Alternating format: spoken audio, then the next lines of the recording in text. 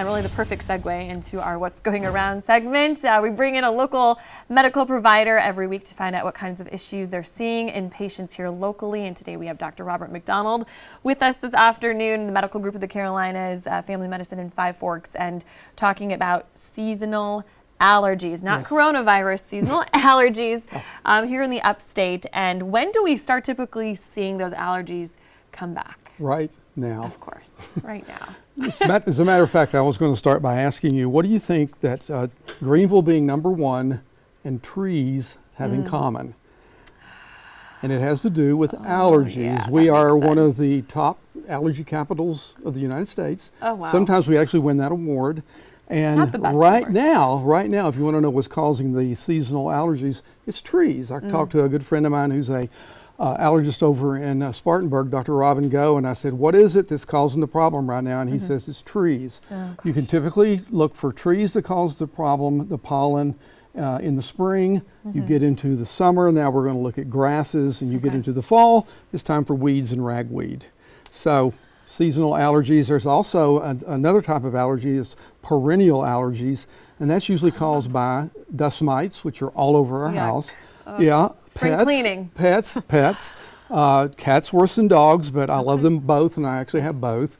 And also moles, which can also be seasonal when we have a lot of rain, but thank goodness we don't have much rain around here. Yeah, you hear that, Ben? Yeah. So but mold can be in our homes, and that can also cause some allergies too. So people say, well, what can I do? Because I don't really want to take any medicine. What can I do about it?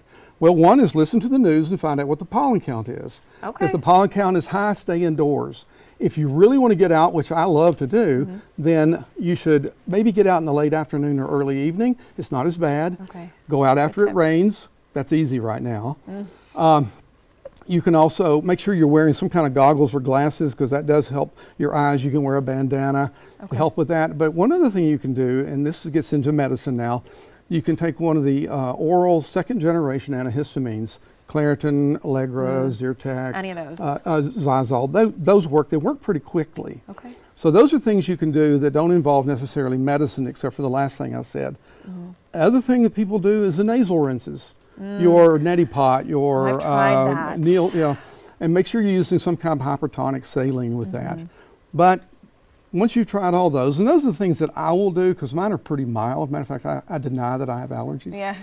But a lot of people really, as a matter of fact, 15% of the United States has allergies. It is the sixth leading cause of chronic disease in our nation. Is number 6. There are medicines, and the number one medicine is actually the corticosteroid nasal sprays. That's number one. That's your Flonase, your Nasonex, your Rhinocords. Some of those are over the counter. So do you like the spray rather than the oral pill? Or is it just depend on your preference? It really depends on the person. Some people are really adverse to spraying something up their nose, although it works the best. So then you'll use the oral antihistamines. If you're failing one versus the other, you can always add the second one. There's actually an oral, there's oral antihistamines, but there's also nasal antihistamines. And it turns out that's a pretty powerful combination. Nasal antihistamine, nasal corticosteroid.